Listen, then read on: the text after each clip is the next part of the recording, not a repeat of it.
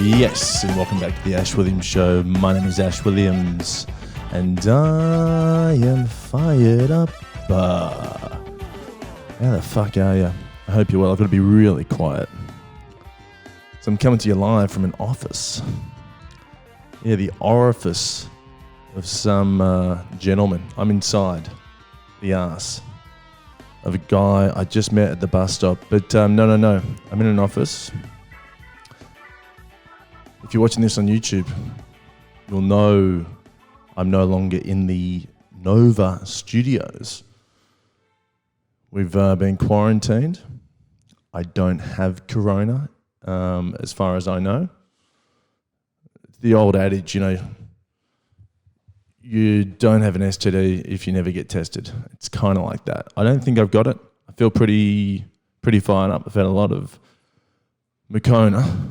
Of course, the remedy to corona is Makona. Let's do a simultaneous sip, shall we? I mean, has there ever been a better time to do a simultaneous sip? Let's bring people together. I'll give you a moment to get your beverage of choice. I've got myself some Makona Long Black. 3, 2, 1. That's fucking good. It's fucking good. Let's make sure the audio is okay today too. It was terrible last week. Now, we do need to address corona. I think this whole episode will be about corona. Don't worry about watching 7:30 Report. This is the place to be. I know Lee Sales is listening to this right now, and then she's going to take what she hears here and put it on the 7:30 Report tonight. I want to talk about panic buying. ScoMo said stop it. I think you should stop it too. Stop it. Unless it's for pre-workout. If you see pre-workout, buy it. Because if I know one thing, the only thing that will stop panicking is pre-workout. Or you'll be so panicked that you will forget why you were panicking in the first place. You'll be panicking about something else. Transfer the panic. I think that's the problem. Transfer the panic to something else. Do you have a rash on your genitals? I know I do. And I'm panicking about that. I don't care about corona. But we are in a new studio. As you can see, we've lost the red curtain at Nova, but we've gained a whiteboard. And look at this, a fuckload of pens. I've got about 40 Bics. I'm actually not meant to be in this office. I lease the office next door, and this is an alcohol company, but they don't come in until midday. So hopefully they're not watching this. If you are, fellas, I'll plug your alcohol. You'll be the first sponsor of the show. Ash Williams Show 2.0. If you look behind us on the whiteboard, if you're watching this on YouTube, again, we had over 40 viewers last week. Again, more than the project.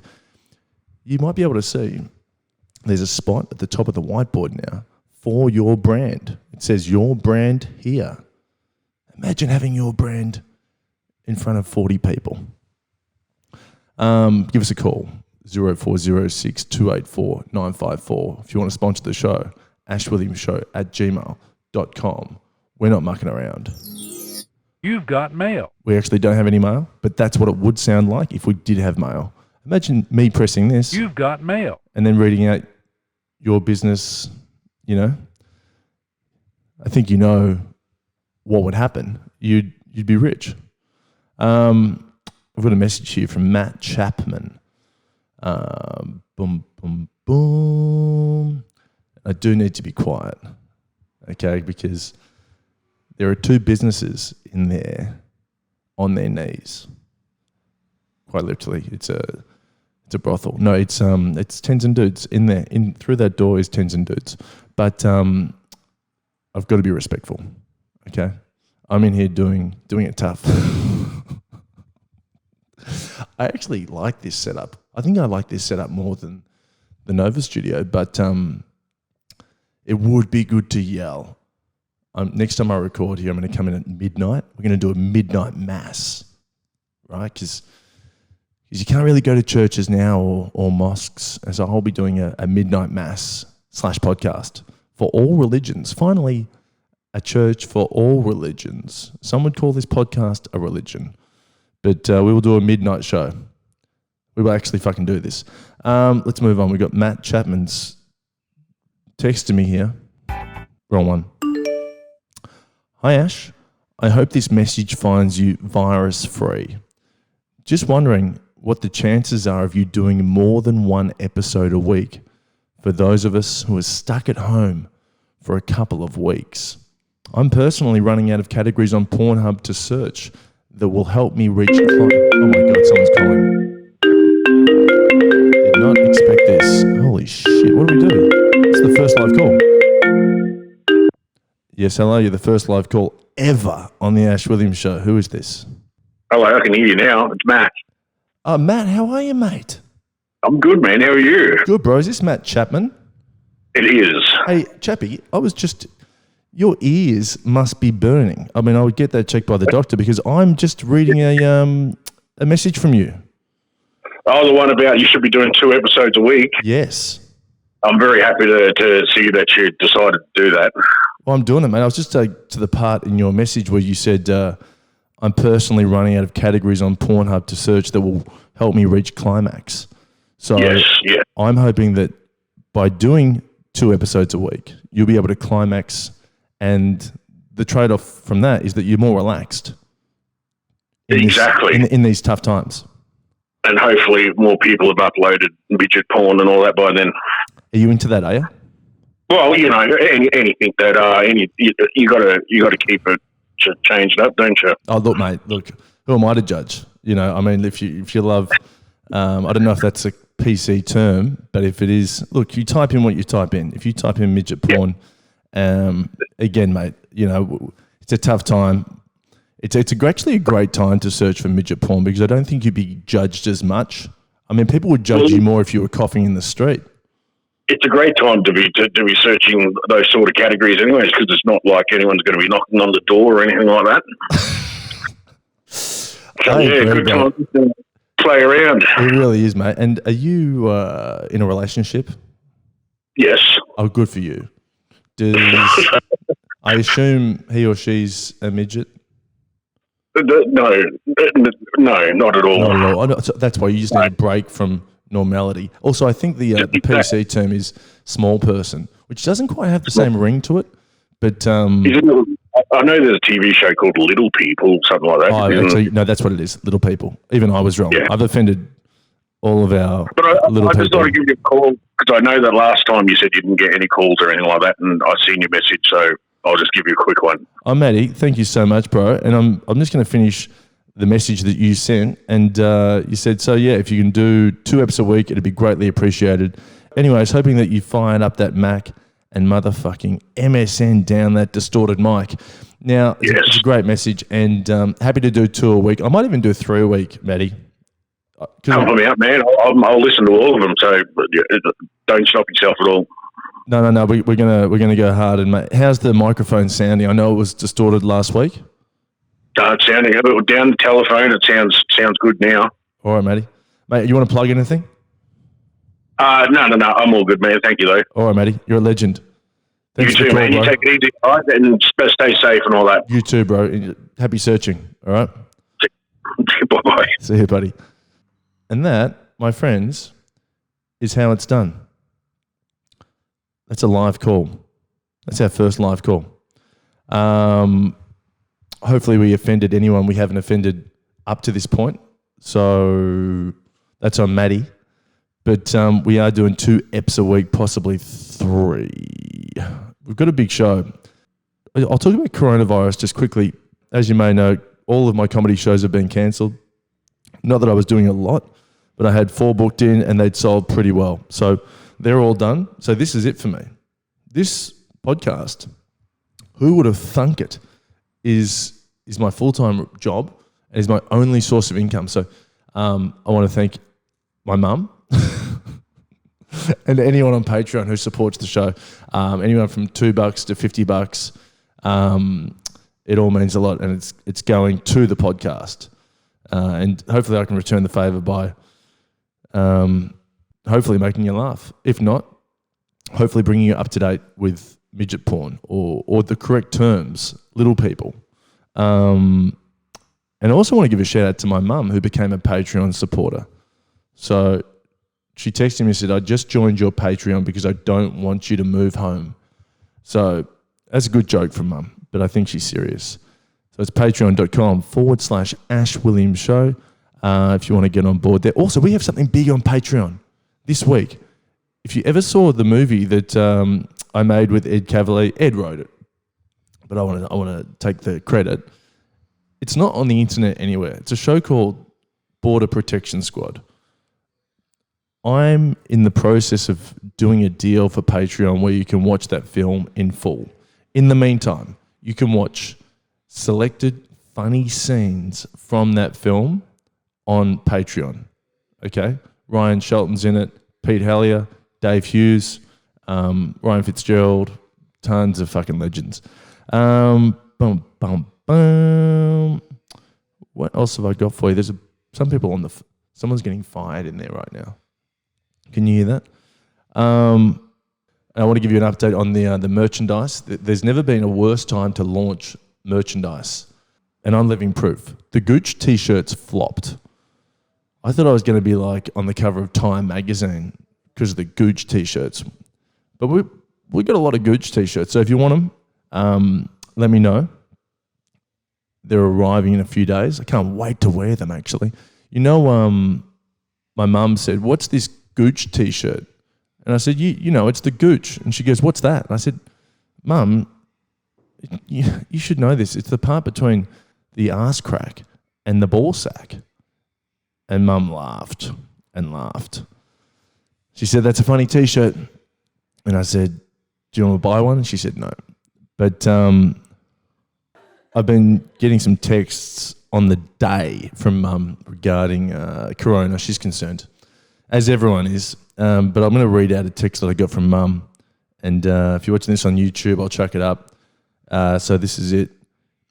Keeping newspapers so I can cut up if times get tough. When I was growing up in the country, the dunny was outside and we had cut up newspaper. There was not an issue with flushing as dunny cans were collected by the dunny man. Schools had them too. Different life. It's like reading Mark Twain or something, isn't it? It's beautiful. Mum also texted me and said, during coronavirus, don't kiss any strange girls. Beautiful message. To be fair though, Mum, I try not to do that anyway. You know, I saw this guy in the sauna too. I've stopped taking saunas. They're fucking sus at the moment. But there was a guy in the sauna who didn't know about Corona. This is on Saturday. So we're in the fucking sauna, and I say to this guy, Robbie, who basically takes saunas in a G-string, a tanned Italian folk. He probably got Corona, to be fair. And I go, mate, how about this Corona? And he's like, what? And I go, you know, the coronavirus is killing people. And he started laughing and said, that's so funny. Is this a bit? Is this a bit? Because he knows I'm a comedian. And he's always like, is this a bit? And I go, no, dude, quite seriously, keep it down. Like, people are dying. It's not funny. He starts laughing again. He goes, that's the way you delivered that. That's hilarious. Do that on stage. And I said, no, I'm not doing any of this on stage. This is real. Where have you been? Have you been like in a sauna for fucking 10 days? And I go, dude, Tom Hanks has it. And then he laughed, the biggest laugh I've heard in a while, one of these. And he goes, is that your punchline? That's hilarious. And walked out. And then I had to chase him down. I said, listen, Robbie, this is a real thing. Basically just gave him a full report on Corona. He didn't take it well, to be fair, but then he came clean to me about something. And for the last 2 years, this guy, Rob in the sauna, is always winking at me and nudging me, going, I work in the biz. I work in the biz. And I'm like, what biz? And he goes, can't say. We're in the sauna. All these fucking idiots were here. You understand? And I'm like thinking, this guy's mafia. He's got to be mafia. So I've been nice to him for 2 years.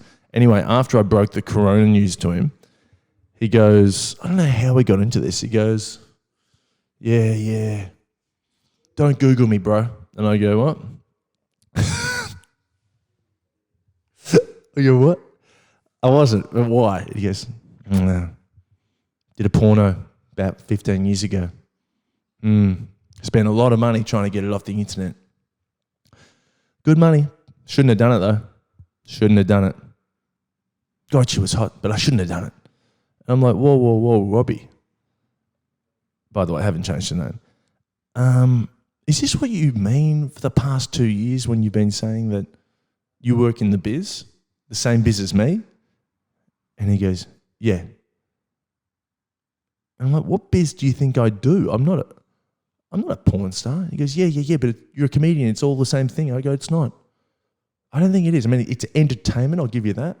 But maybe it is the same thing. Well, what is the difference between me doing this? It's like me jerking off in front of a camera. It really is. It's not far off. It's fairly similar. It's one of those fucking, porn cams with perverts just sending through requests. I mean, that guy who called before, an absolute filth merchant.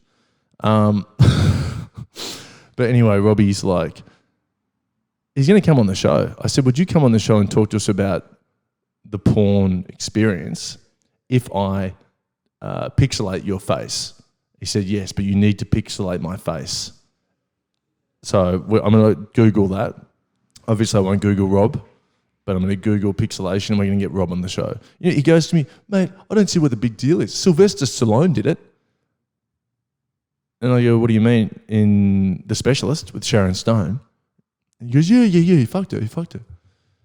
And I'm like, kind of not the same thing. He was acting. And he goes, oh, but I was acting. And I go, you know what, Rob? You're actually making a lot of sense right now. You're making a lot of sense. Maybe you don't have corona, okay? Your neurons are firing well. Okay, I'm going to give you a clean bill of health, all right? No corona. I think I can just save people too without doing the test. I saw a guy at Coles during the week, and it was like 2 days ago, and he was in the aisle, the pasta aisle. He had corona. There's no question. This guy was fucking hovering around the Alfredo, which is where I was hovering, and he's coughing about. He wouldn't have made it out of that aisle. I wanted to tap him on the shoulder and say, yo, bro, you've got it. No need for a test. Yeah? Save yourself the test. You've got it. Get on with your life. And get away from the fucking Alfredo. That's what I want. I bought so much Alfredo. It's fucking crazy, man. Desperate times call for desperate measures. And there's nothing more desperate than buying Alfredo. I used to eat Alfredo every day when I was like 18 to 20. And I haven't really eaten it for 20 years, but I'm back on the Alfredo. I've got enough Alfredo at my house to smuggle it. I could smuggle it in tunnels. I could be the old Chapo of Alfredo.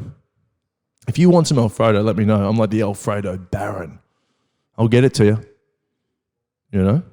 We're doing 2 eps a week, but the next ep I do this week, I'm going to do when I can yell, because I can't yell. There's people in there working. But I want to give a shout out, by the way, to Courtney Act. I watched the Australian Story on Monday night, and I don't often do this, but that was a great show. So if you want to watch something great and uplifting, watch Courtney Act on Australian Story. And it actually reminded me of where did I put it? Of a blog that I wrote, right? That stars Courtney Act. So I'm going to read you that blog, and then we're going to call Dave Hughes, because I just had a Twitter war with Dave Hughes during the week about Corona. Let's see if we can find Courtney Act. I think the microphone's working better, yeah? There it is. You fucking ripper. Here we go. Do we have a sound effect for blogs? Beautiful. Los Angeles, 2014. I'd been selling vodka shots at a gay bar for over a year, and it was time to go out on my own. The only problem was that I didn't know the secret vodka shot recipe. I mean, I knew roughly what it was, but I made it once and a few guys had their stomachs pumped. No joke. The boss told me not to make any more batches. But fortunately, one of my vodka shot colleagues, Alejandro, knew the secret recipe. It was kind of like KFC's 9 secret herbs and spices, but dodgier. Alejandro was well known for making these batches. They were the perfect blend of yummy and potent. Most customers remarked that his test tubes, that's what we sold them in, were strong. And so they were good value. A lot of the patrons would walk off saying, wow, I'm drunk already. That's good value. I knew that if I wanted to start this new gay venture, then Alejandro needed to be on board. So one night we were at the back counting our $1 bills, literally, and I pitched Alejandro my idea. I explained that with his vodka recipe and my business knowledge, we could be like Steve Wozniak and Steve Jobs, but richer. We could make thousands of dollars, or possibly 8,000. Alejandro agreed.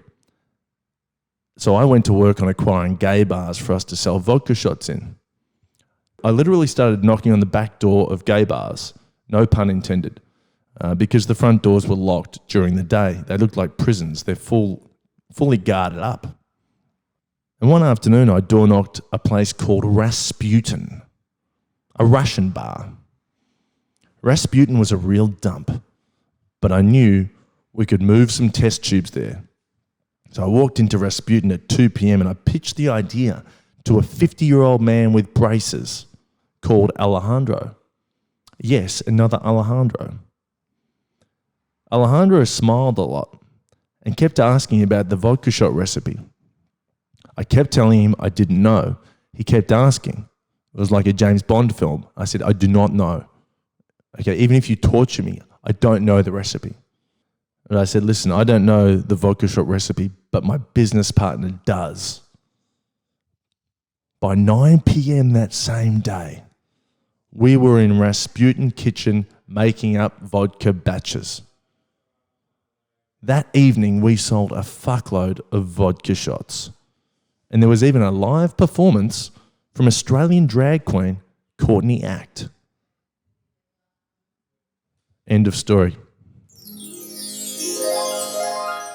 End of story. Isn't that nice? It's like play school, but for adults. Yeah, Courtney Act. I remember that night vividly. Good times. Good times. We were making the vodka batches in a sink, a massive sink. It was gross. We've got to move on.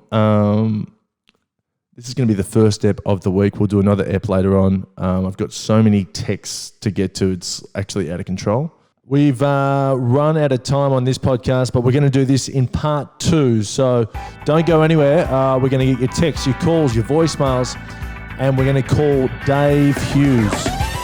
I've got a bone to pick with Hughesy. We had a social media spat. I want to get to the bottom of that. So we'll do that in like 90 seconds. See you soon. This is The Ash Williams Show. I'll talk to you in a moment. Take care. Stay safe. The Ash Williams Show is recorded in front of a live studio audience. But due to coronavirus, there's no audience, so you can't hear the laughs.